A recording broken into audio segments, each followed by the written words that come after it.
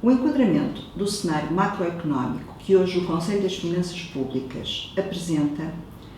caracteriza-se pela elevada incerteza decorrente do conflito militar entre a Rússia e a Ucrânia, não obstante a situação mais estável nos desenvolvimentos da pandemia por Covid-19.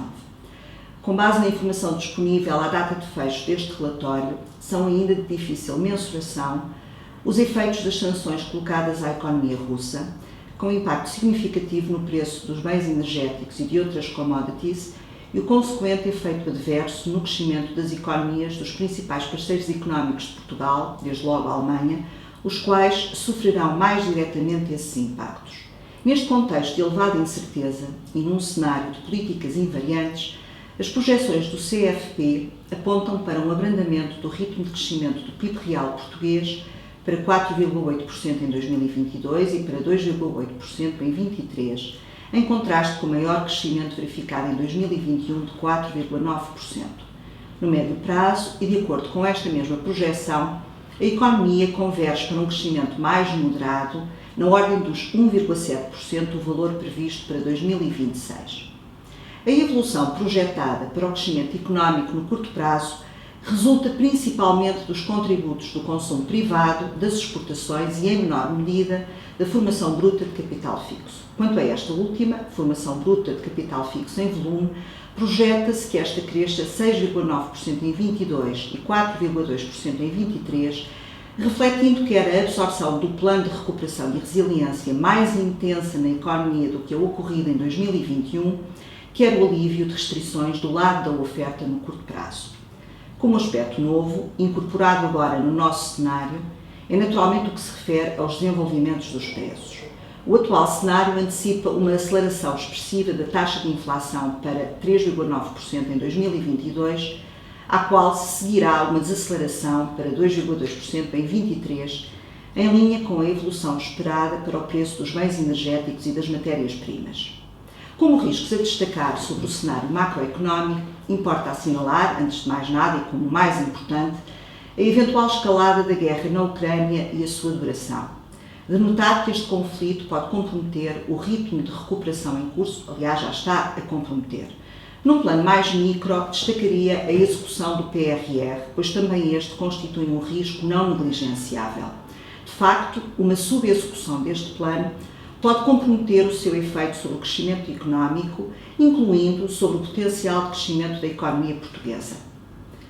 Por sua vez, o não cumprimento atempado das reformas estruturais a que este obriga para a libertação dos fundos pode também atrasar a chegada desses mesmos fundos aos vários setores da economia e pode atrasar ou afetar a realização dos investimentos assumidos.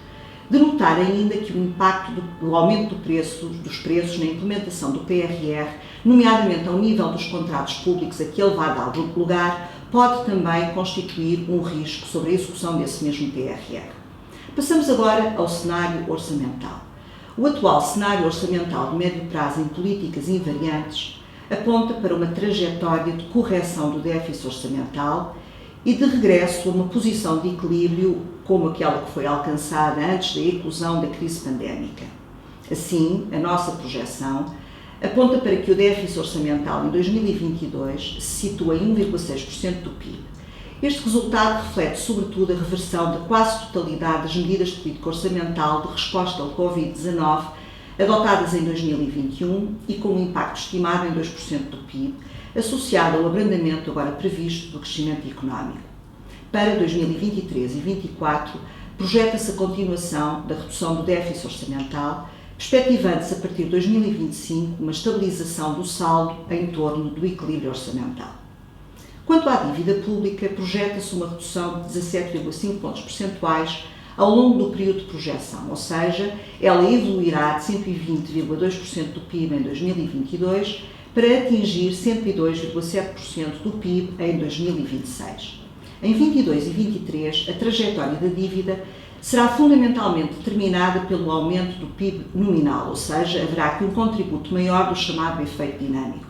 Nos anos seguintes, assistir-se-á a um maior contributo do efeito saldo primário e, pelo contrário, um contributo relativamente menor do efeito dinâmico, refletindo a desaceleração económica verificada ao longo deste período de projeção. Chamaria agora a atenção para a questão das responsabilidades contingentes. Os dados atualizados em 31 de janeiro de 2022 pelo Eurostat registram para Portugal, em 2020, um total de responsabilidades contingentes correspondente a 48,4% do PIB, mais 6,1 pontos percentuais do que em 2019, sendo que uma parte significativa deste acréscimo resultou da concessão de garantias estandardizadas no âmbito das linhas de crédito de resposta à Covid-19. O aumento do peso destas responsabilidades contingentes verificados durante a pandemia deve assim merecer toda a nossa atenção, na medida em que constituem um risco para a sustentabilidade de longo prazo das finanças públicas portuguesas. Quanto aos riscos orçamentais, assinalaria, para além deste, em primeiro lugar e de novo, os riscos decorrentes do conflito militar na Ucrânia. A atual projeção do CFP não considera quaisquer medidas de apoio às famílias e às empresas que venham a ser aprovadas no sentido de mitigar as consequências económicas resultantes daquele conflito, sobretudo dos produtos energéticos. Trata-se de medidas, algumas já anunciadas, mas ainda não legisladas ou sequer devidamente quantificadas. A verdade é que a sua concretização materializará um efeito orçamental e que poderá ser mais ou menos significativo, consoante a sua dimensão e duração.